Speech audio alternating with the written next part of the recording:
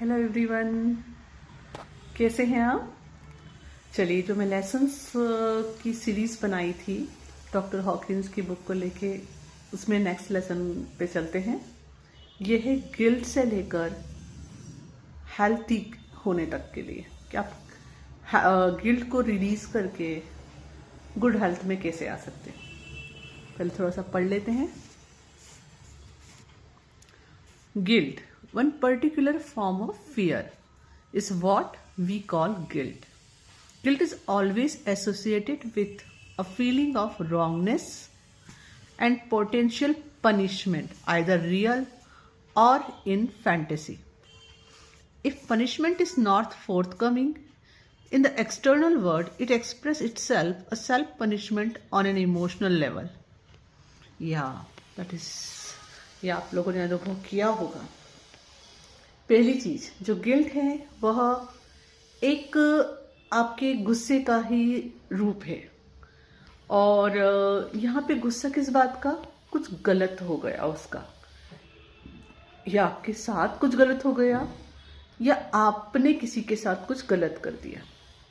और आप यहाँ पे क्या चाह रहे हो, यहाँ पे आप पनिशमेंट देना चाह रहे हो खुद को।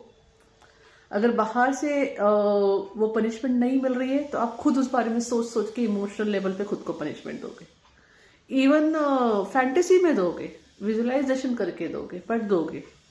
ओके, क्योंकि आपको लग रहा है आपने कुछ गलत कर दिया है और यहाँ पे तो पहले पनिशमेंट मिलनी चाहिए, तब आप प्यूरिफाई होगे। पर ये सच नहीं है।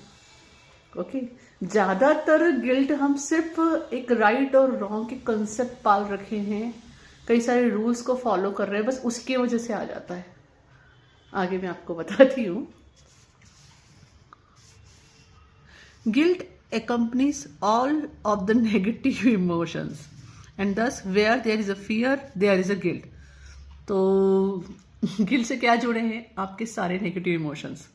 तो जहां भी गिल्ट है मतलब वहां पर क्या है, डर है। If you think guilty thought and have somebody test your muscle strength, you will see that muscle instantly goes weak. तो देखिए, अगर आप मसल टेस्ट कराते हैं गिल्टी फील करके तो आपको पता चलेगा आपके मसल इंस्टेंटली कितने वीक हो जाते हैं। सो इट इज बेटर ना गिल्ट से बाहर आया जाए। Your cerebral hemisphere has become dischronized and all of your energies meridians are thrown out of balance. जैसे हमारी बॉडी में बहुत सारे, जिस तरह से मैं पहले भी बता चुकी, मेरिडियंस पॉइंट्स है ना, जिसे हम एक्यूपंक्चर पॉइंट्स भी कहते हैं। ओके, तो ये सभी हम क्या करते हैं जब गिल्ट में आते हैं ना, तो सारी सिंक्रोनिसिटी जो हमारे अंदर की बनी हुई है, जो बैलेंस बना हुआ है, पूरा की पूरा बिगड़ जाता है। बहुत सारे ब्लॉकेजेस हम क्रिएट कर लेते हैं। Nature therefore says that guilt is destructive. इसलिए आप कहते ही हैं कि गिल्ट जो है डिस्ट्रक्टिव ही है। आगे, guilt is a really self condemnation and self invalidation of our worth and value as a human being. ये बहुत इंपॉर्टेंट लाइन है। गिल्ट में हम करते क्या है, खुद को वैलिडेट नहीं करते हैं। खुद को क्या प्रूव करते हैं हम, कि हम किसके क्या है, अनवर्दी है। ओके, और हमारी कोई वैल्यू नहीं है। तभी तो खुद के लिए पनिशमेंट चूज कर रहे हो ना, राइट। तो ध्यान रखिए, जब भी गिल्टी फील करो तो आप क्या कर रहे हो, सबसे पहले एक्सेप्टेंस में नहीं हो, खुद को इनवैलिडेट कर रहे हो और खुद को बता रहे हो अनवर्दी हो और आप वैल्यूएबल नहीं। Guilt represent death just as love represent life. तो गिल्ट क्या है, क्या रिप्रेजेंट करता है, डेथ को, और लव लाइफ को। As a quantity of guilt, fear and the energy related to that, when we release, we will notice that physical diseases and symptoms begin to disappear. That is the fact. क्योंकि आपके body में जो भी आप दिखा रहे हो कि अनहेल्दी हो, क्या किया आपने? आपने खुद को पनिशमेंट दी है, खुद के लिए कह सकते हैं बीमारी मैनिफेस्ट की है ना? तो अगर आप अपने अंदर से जितना गिल्ट रिलीज करते जाओगे, आप हेल्दी होते जाओगे, फिजिकली भी और इमोशनली भी। आपको मिरेकल की तरह दिखेगा फिर वो। The capacity to love our self in the form of increased self esteem returns. और दूसरा एडवांटेज क्या होगा?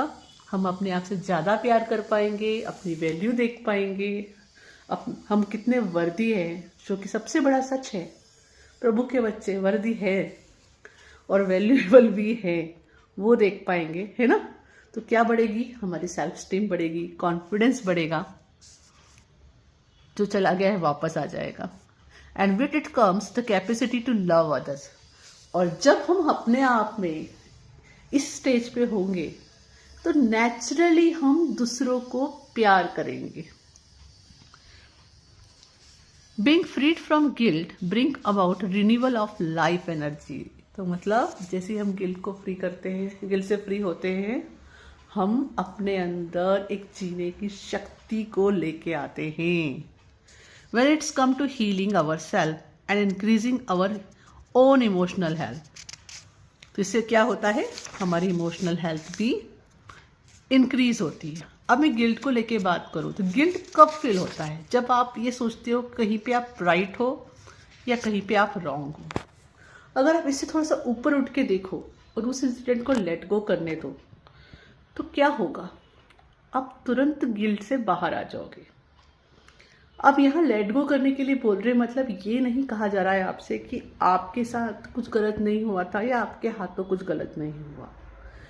उस इंसिडेंट से जो लेसन आपको सीखना था आपने सीख लिया, जो एक्सपीरियंस आपको आना था आ गया। अगर अभी भी आप उसी एनर्जी को बार बार सोचोगे तो आप क्या करोगे? फिर से आपने देखो, हमारा माइंड ये नहीं देखता कि रियलिटी में क्या हो रहा है। जो आप सोच रहे हो, जो फील कर रहे हो, उसी का वो सच मानता है और उसी के अकॉर्डिंग हमारे बॉडी में आप जानते हो सारे केमिकल रिएक्शंस और सब हार्मोन्स इम्बैलेंस बैलेंस सब कुछ अकॉर्डिंगली ही होता है। ओके, तो यहाँ पर आप अनजाने में खुद को क्या करते हो? पनिशमेंट देते हो।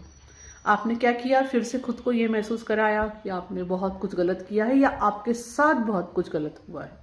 दोनों ही केस में गिल्ट आ जाता है। ओके, क्योंकि आप जब किसी के लिए बुरा सोच रहे हो कि उसने ऐसा किया और सेम टाइम में आप सोच रहे हो अरे उसने मेरा ऐसा किया, इतना बुरा किया, मैं भी बुरा सोच रहा हूँ, अरे अगेन गिल्ट। तो सबसे पहले जो भी इंसिडेंट था उसको लेट गो करो। Everything happens for the reason, for the highest good, that is truth.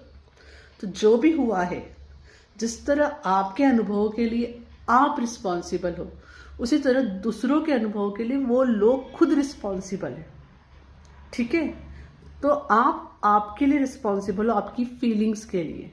ठीक है, तो अगर आपको ऐसा लगता है कि आपने किसी के साथ बहुत गलत कर दिया है, आपको गिल्टी फील हो रहा है, तो आप वहाँ ये देख सकते हो, 2 मिनट रुक सकते हो, देख सकते हो आपने लेसन क्या सीखा और अब वो आप उस लेसन से आगे क्या करोगे।